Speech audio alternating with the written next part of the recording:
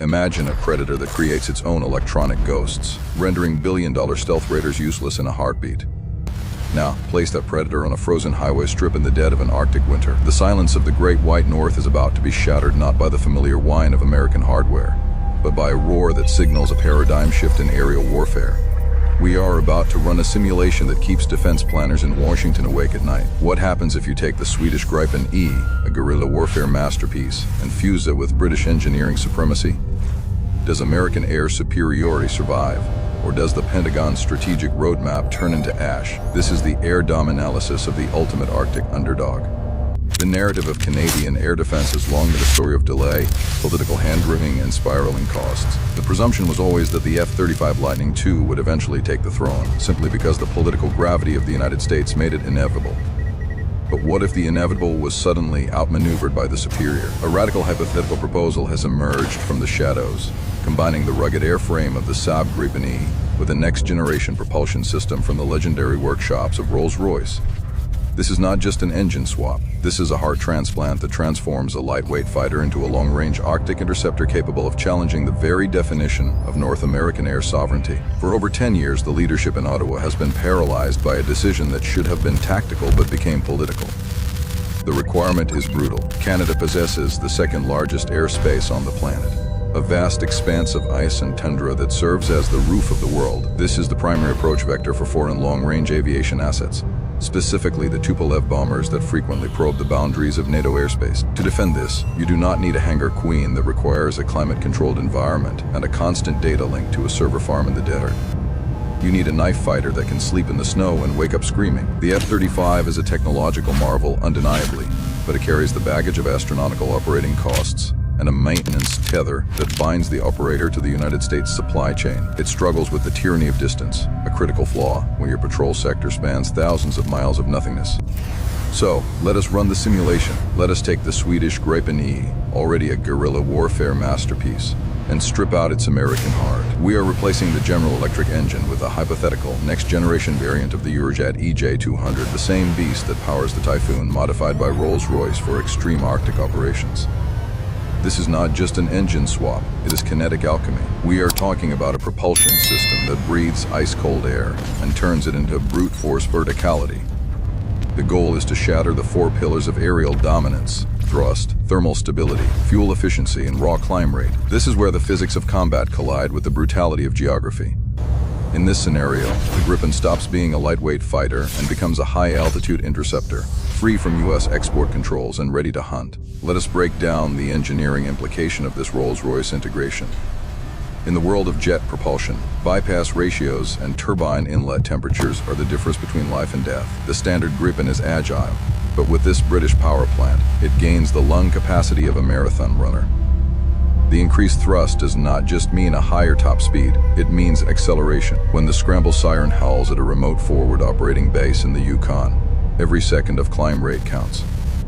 The interceptor needs to get from the tarmac to 40,000 feet in the blink of an eye to meet an incoming threat before it crosses the red line. The Rolls-Royce upgrade provides that surge, allowing the pilot to dictate the engagement geometry rather than reacting to it.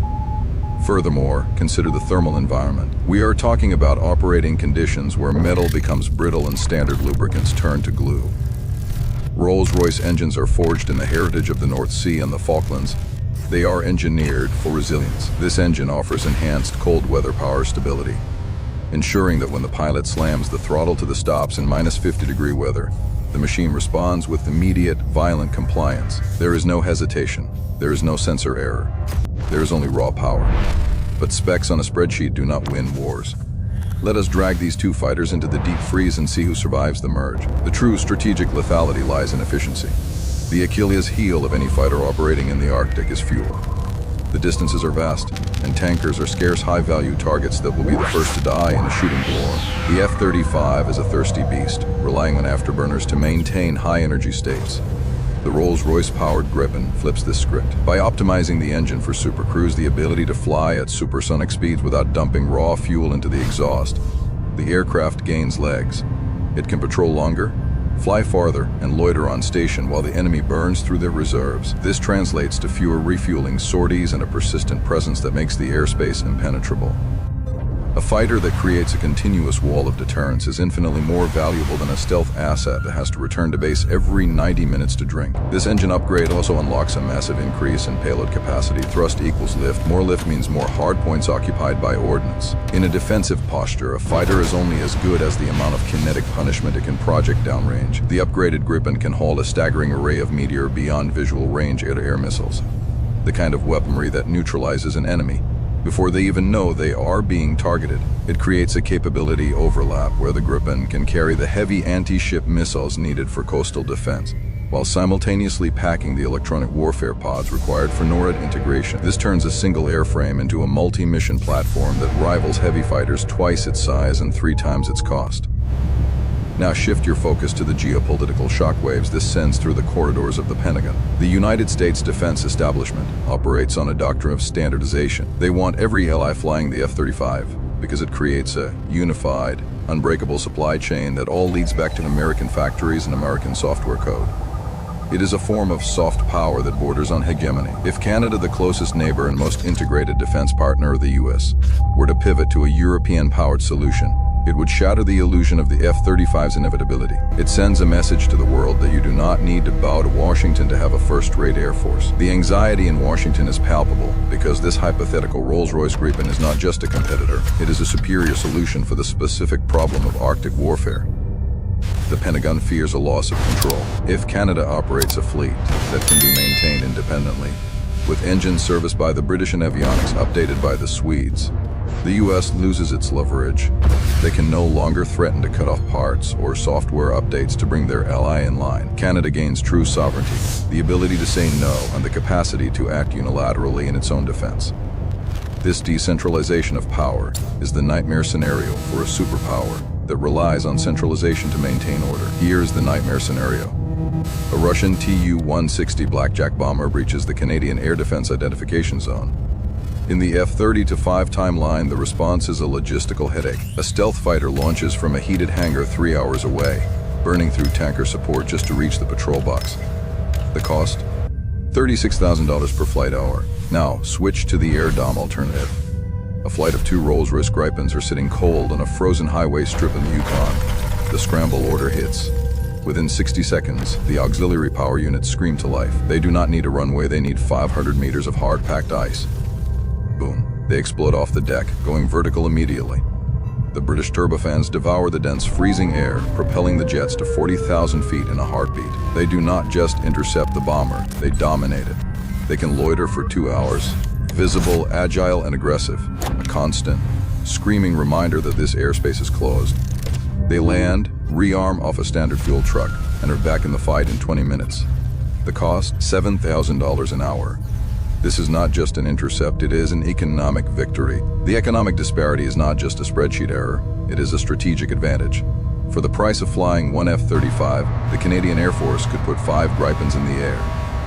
In aerial warfare, quantity has a quality all its own. Being able to saturate the airspace with interceptors means you can cover more vectors, track more targets, and absorb more losses if the Cold War turns hot.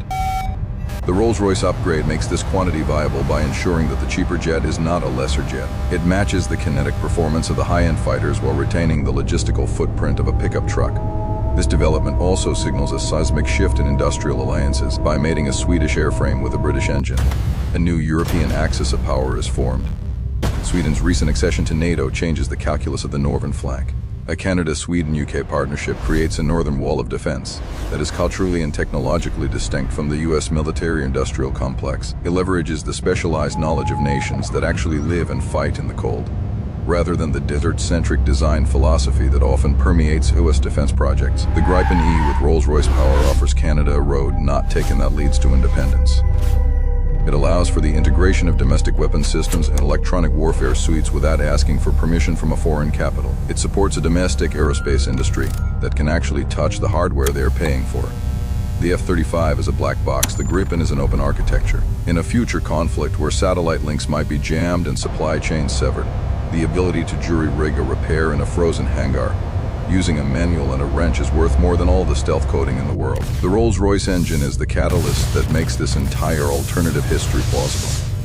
It removes the one doubt about the Gripen's ability to handle the sheer scale of the Canadian North.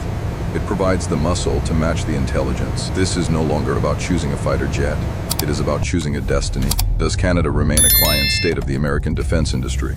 Or does it forge a new path as a sovereign guardian of the Arctic? Equipped with a machine built for the reality of the ice. The technology is there. The engine concept is sound. The only variable remaining is the political will to seize the advantage. This is the nature of strategic divergence. Sometimes the best weapon is not the most expensive one, but the one that fits the hand of the warrior who wields it. The Rolls-Royce Gripen stands ready to rewrite the rules of engagement, proving that in the high stakes of modern air combat, agility, autonomy, and adaptation are the true currencies of power. The ghost in the radar is real, and it is speaking with a British accent. Like, comment, and subscribe to AirDom for more deep dive simulations into the future of aerial warfare.